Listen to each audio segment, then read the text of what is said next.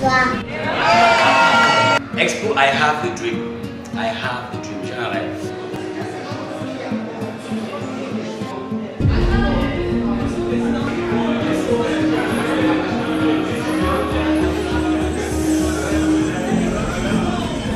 Bonsoir à tous.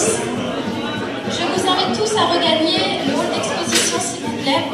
Yvon a fait le parallèle, le lien entre ces mototaxis intelligents et ce rite-là pour montrer en quelque sorte que les intelligents sont comme des psychologues de la société. Je tenais à préciser que tu as été sélectionné dans le cadre de la 12e édition de la Biennale africaine de la photographie à Bamako. Yvon représentera le Cameroun en 2020 à la Biennale internationale de Casablanca au Maroc. Je pense qu'on peut le féliciter aussi.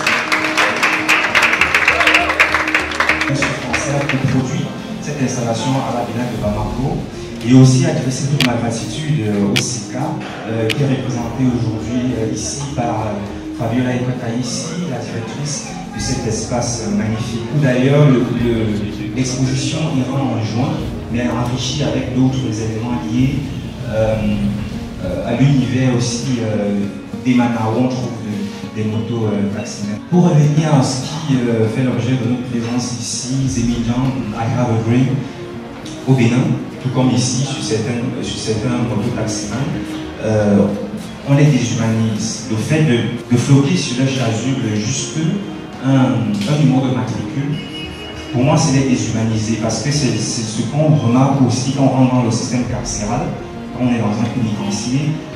Les gens, en fait, ce sont que des numéros. C'est-à-dire le système pour te casser, enlève ton prénom, en fait, ce serait ton identité, et voilà quoi.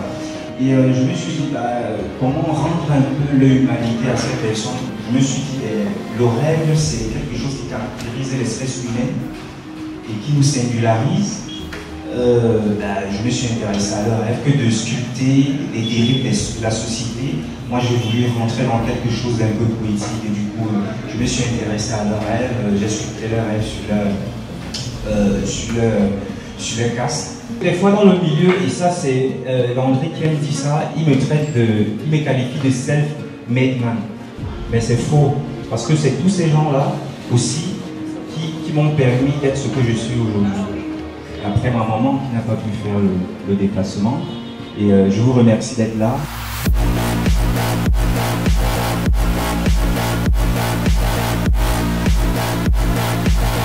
On aime beaucoup déjà le travail artistique d'Yvon. Le fait que ce soit une exposition multimédia, à la fois vidéo, photo et sculpture métallique, on trouvait ça vraiment très intéressant. Je trouve que cette expo est vraiment un message porté sur la condition humaine. Finalement, ça nous ramène à notre humanité qui n'a pas forcément d'ancrage géographique ou de couleur, mais qui est simplement une humanité en effet de chair, de sang.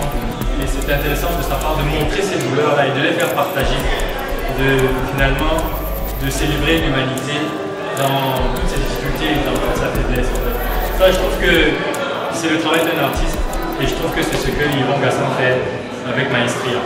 Au moment donné, Yvon Gassam est dans la pérennisation, il est dans la valorisation de l'humain. Et après, vous allez voir tous ces artifices, cette créativité, ces masques qui se créent, ces différentes télés et ces vidéos, à un moment donné, qui sont techniquement abouties. Mais c'est juste un prétexte qu'ils vont utiliser pour mieux véhiculer et interpeller pour nous interpeller tous par rapport à la problématique. Alors, Yvon Gassam, c'est un artiste que je connais depuis plus de 6 ans. Je connais davantage dans le milieu de la photographie d'art. Ce soir, je découvre aussi un nouveau talent de lui, celui de la sculpture. Je trouve que c'est une belle approche, une belle thématique et la manière dont il a abordé la thématique. Il représente valablement la créativité contemporaine camerounaise. On sera très ravis de l'avoir aussi un jour dans notre espace. C'est d'abord en tant que personne, c'est quelqu'un d'extrêmement généreux qui, en tant qu'artiste, fait preuve de solidarité hors norme Ça s'est vu tout à l'heure lors du vernissage, lors du discours qu'il a fait, le fait qu'il nous appelle tous pour l'entourer, montre vraiment sa vision et son approche du monde de l'art. C'est-à-dire que pour lui, s'il n'y a pas solidarité dans le monde de l'art, il n'y a pas dynamique artistique. D'ailleurs, ça montre qu'il a une vision au-delà de sa propre œuvre pour le secteur artistique au Cameroun, et ça pour un artiste c'est assez rare.